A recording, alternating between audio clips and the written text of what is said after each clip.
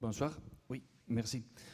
Et bon voilà, je suis Pablo Samaniego du cabinet Samasusu, architecte urbaniste. Et donc je vais vous présenter un peu le travail qu'on a fait jusqu'aujourd'hui dans le cadre de ces études. Et s'il vous plaît, voilà. Et donc on démarre justement par la continuité urbaine. Un peu le centre-bourg de Tos, je ne sais pas si vous vous souvenez comment on avait étudié les cadastres napoléoniennes, les cartes anciennes, et quelque sorte on voyait tous ces petits points noirs qui étaient les centres-bourgs anciens de Tos.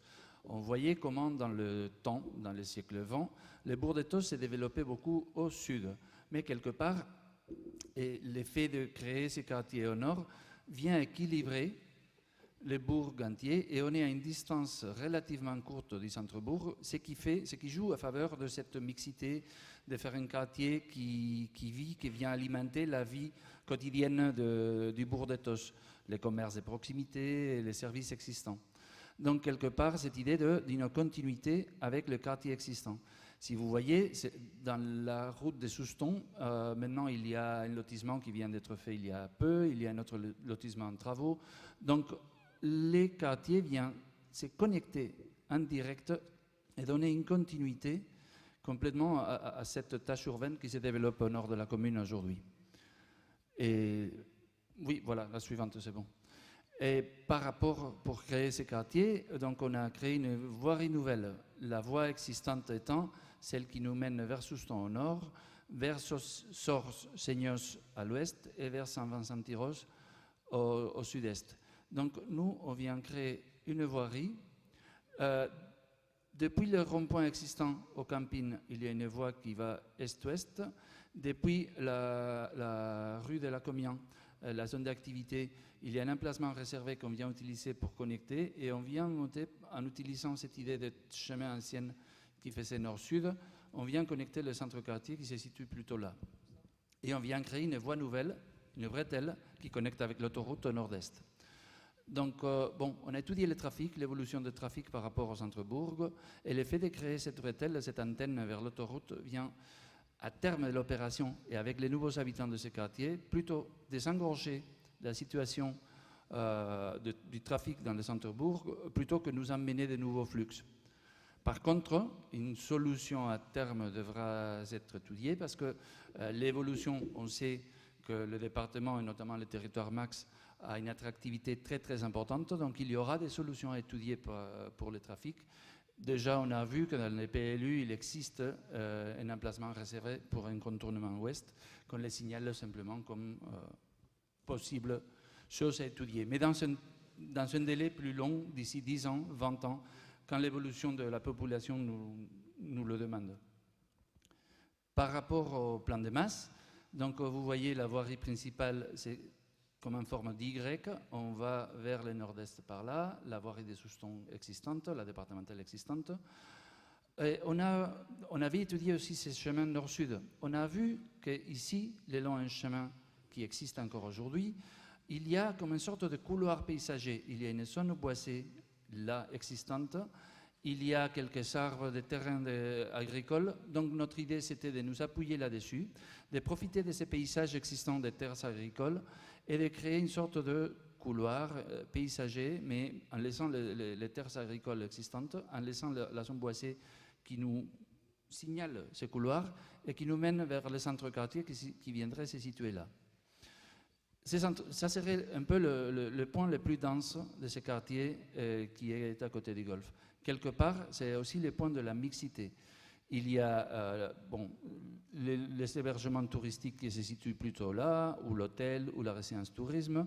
Et ici, dans ce secteur, c'est plutôt le centre-quartier le plus dense, où on retrouverait la place, on retrouverait les commerces de proximité, des autres activités sportives qui viennent se situer là, type tranque et couvert, de pistes de tennis, de padel, ou même de terrains de pétanque ou autres.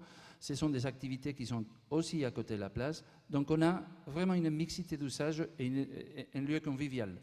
On souhaite que cette place devienne un peu le lien, le point de rencontre de tout le monde qui vient habiter ou qui vient en vacances ou qui vient jouer simplement aux différentes activités sportives dans le secteur. Après, ce quartier se dédensifie à fur et à mesure qu'on va vers l'ouest et vers l'est. Donc, quelque part, depuis ce collectifs, on a de petits collectifs et des lotissements qui viennent se connecter avec les lotissements existants là, dans un tissu en toute continuité urbaine, et vers l'est, pareil, ça se dédensifie à fur et à mesure qu'on s'éloigne. Donc voilà, après, pour la voirie, les voies 12, il y a un chemin de randonnée à l'est, par là, et il y a la voie ferrée à l'ouest. Évidemment, on fait un parcours qui connecte les deux, et un parcours qui tourne tout autour du golfe. Ça veut dire qu'on pourrait très bien connecter le chemin existant à l'est ou à l'ouest par les quartiers et desservir tous les logements selon ce chemin. Évidemment, on profite de ces couloirs pour connecter en direct par voie 12 avec les centres-bourgs de Tos. Donc, quelque part, on essaie de faire un vrai maillage de voie 12, vélo et piétons dans tous les secteurs. Voilà, on a fait, ça c'est une image d'ambiance. On l'a dessinée simplement pour vous montrer nos principes architecturaux et comment on s'est basé pour proposer ces quartiers. Ici, vous voyez une hypothèse de place des centres de ce quartier où il y aurait d'un côté résidence et tourisme, de l'autre côté l'habitat permanent, le petit collectif et les sports de proximité. Vraiment, la place a ce rôle de lieu de convivialité, de mixité vraie pour tous, de donner une certaine animation à ce cœur de quartier, avec des commerces de proximité, avec des services, avec des stationnements en toute proximité, et peut-être la possibilité donc d'avoir par exemple une brasserie qui s'ouvre pour les touristes, pour les quartiers, un lieu d'animation, un lieu de convivialité. Quand vous voyez la disposition des logements nord-sud, en fait, on est en train de proposer des parcelles qui vont nord-sud et des petits couloirs, des coulées vertes nord-sud qui permettent le soleil de bien pénétrer le quartier. Et bon, à la base de toute mesure environnementale, c'est la bonne orientation pour les logements. On a un très bon ensoleillement pour tous. Il n'y a aucun logement qui serait orienté nord. L'idée, c'est d'avoir vraiment des enjeux environnementaux et avoir des bâtiments à énergie positive. Donc déjà, on démarre par une bonne orientation pour tous. Et après, comme vous voyez, une dédensification vers un côté vers l'autre. Une chose importante, je n'ai pas dit dans la diapo précédente, vous pouvez revenir un instant simplement à la précédente, très rapidement. Les quartiers se situent au sud d'un golfe, donc les vues vers le golfe sont au nord. On a essayé de rallonger les périmètres, la frontière entre le golfe et le quartier, justement pour avoir des orientations sud vue golfe, pour avoir de percées visuelles, des perspectives pour tout le monde, et d'ouvrir ces paysages, ce quartier, d'enrichir la frontière entre l'un et l'autre. Vraiment interconnecter au maximum l'équipement golfique et l'habitat permanent et les quartiers. Et si on revient à la suivante, vous voyez, ces coulées vertes desquelles je parlais, ce sont vraiment des espaces où les logements vont regarder vers les paysages existants, vers les pins qu'on garde. Il y a 200 boissés qu'on garde. Donc, au fond de ces coulées vertes, qui sont en orientation nord-sud, on aurait les paysages, les pins existants ou les golfs. Tout le monde aurait une bonne orientation, mais tout le monde aurait une vue golf ou vue dans le grand paysage. Pareil pour le voirie, on s'est laissé des espaces très larges.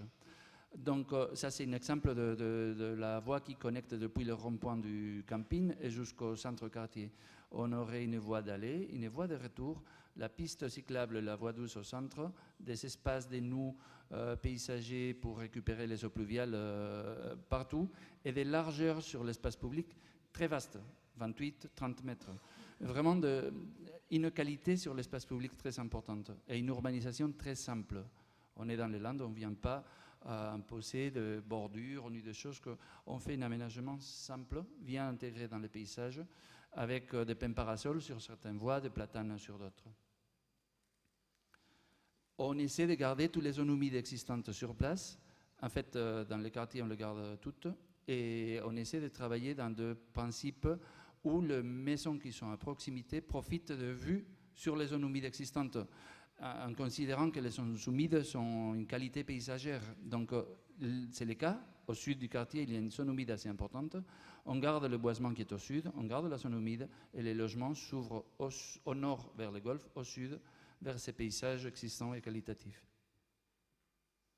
Et simplement comme exemple, pour montrer les hectares d'habitat permanent, de résidences hôtelières, de villas et résidences tourisme, on arrive à 33 hectares sur un ensemble de 65 pour le quartier. Ça veut dire que sur l'espace public, c'est une volonté d'avoir la moitié de l'espace dédié au quartier pour l'espace public et de vraiment travailler un espace public qualitatif, que c'est vraiment l'espace pour tous.